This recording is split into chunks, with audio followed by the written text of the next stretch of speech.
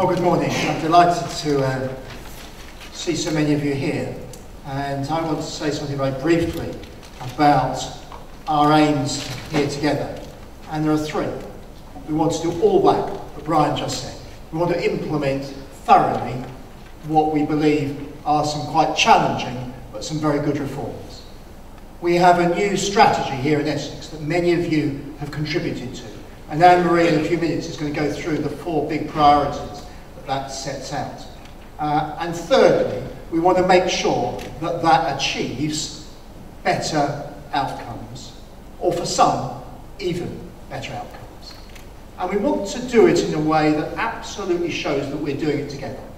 And I want to pay tribute at the very beginning of what I say to many of you in this room for the work that you have done, in particular in devising and drawing up the strategy that our council just before Christmas approved formally, that we hope really sets out a plan over the next few years to improve on the current position, so that every child with special needs and disability has the best possible opportunity.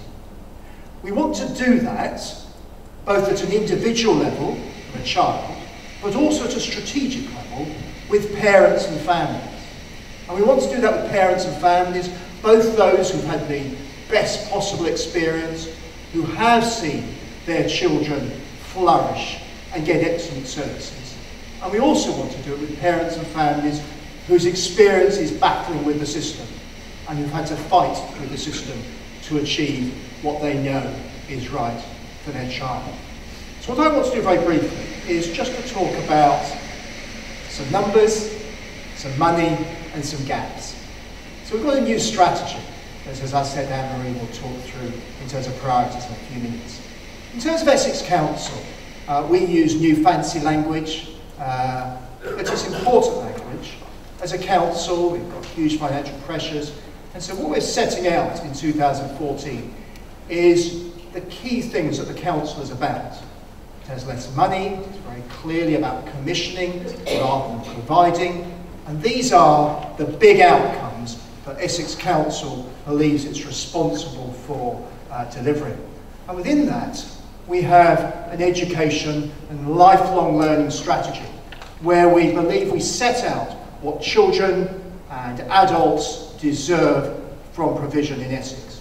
And a key part of that is what we've just approved recently of a new special needs and disabilities strategy. Here is a little bit about the numbers. For some of you this is important, for some of you your eyes glaze over at this stage, don't they? But it's, I think what strikes me as you look at these numbers is there's a lot. And for us, the challenge is how do we take the advantages of a system that can afford to have huge specialism because of the size of the system, and yet doesn't lose sight of individuals in the system. How can we give that real care to individual parents and families going through a system where they're feeling their way through what they need for their child? It sets out very large numbers. 7,000 children have a statement, higher than the average nationally. In a year, 1,000 children newly getting a statement, reduced slightly over the last few years. In terms of children's needs, you see here a little bit about what the main needs when we quantify all the children assessed as having special educational needs. The big increases are children given labels on the autistic spectrum or with emotional and behavioural needs. A high proportion of pupils with severe learning difficulties in special schools.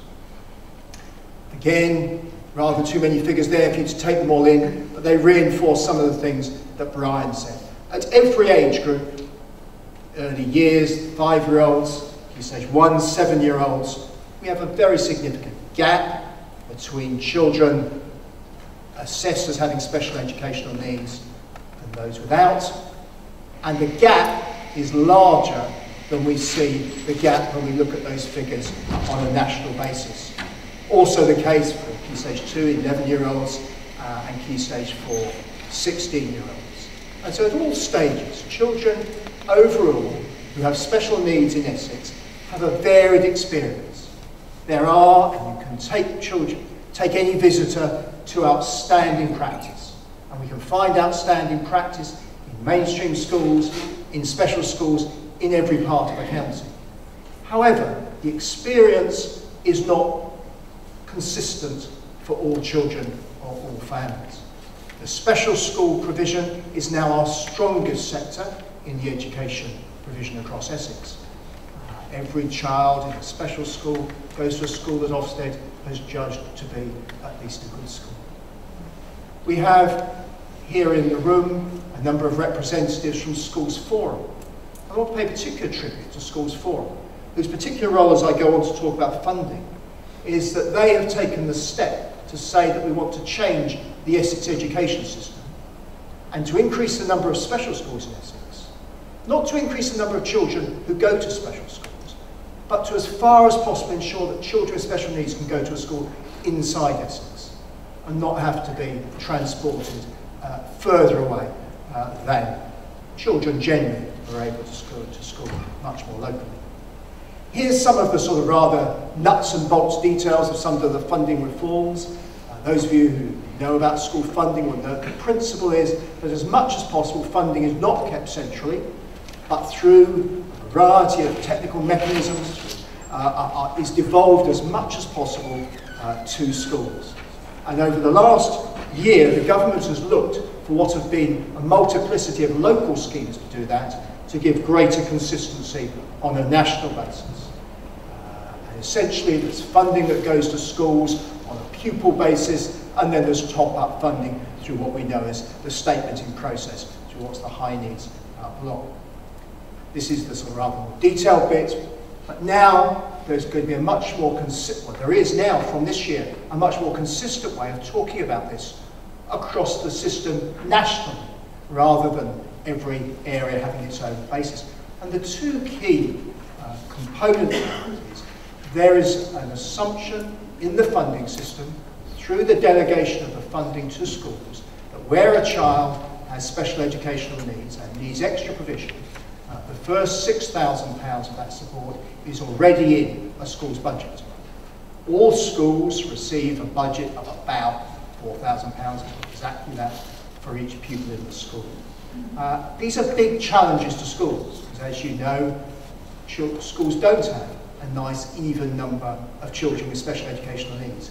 They don't have a nice even number of special educational needs depending on some factors that nicely correlate with special educational needs, however hard we try to correlate those things. So there are big challenges for schools in managing the resources. And one of the key issues for us over the next couple of years is to work with schools in terms of how we make the very best use collectively of the resources in the system. And then when children are assessed as having a need that takes a greater resource than that, through the statement at the moment, through the Education, Health and Care Plan in the future, there is then effectively a top-up arrangement where a school receives further funding to support that child.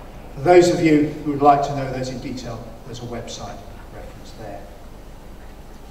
What I'm going to do in just a moment is pass on to two further colleagues who are going to talk about, I think, both the partnership that has helped us get to where we are, and we are determined to say continues as we drive this forward, and then also a little bit more about the priorities. But I want to finish by saying that on behalf of Essex Council, working with you, we have very clear responsibilities in the new reforms. And what the Council has done through the approval of the special needs strategy is not just endorse the priorities that we're talking about, but to say that they place a very, very high priority on children with special educational needs and disabilities getting the very best from the education system, from social care, and from health.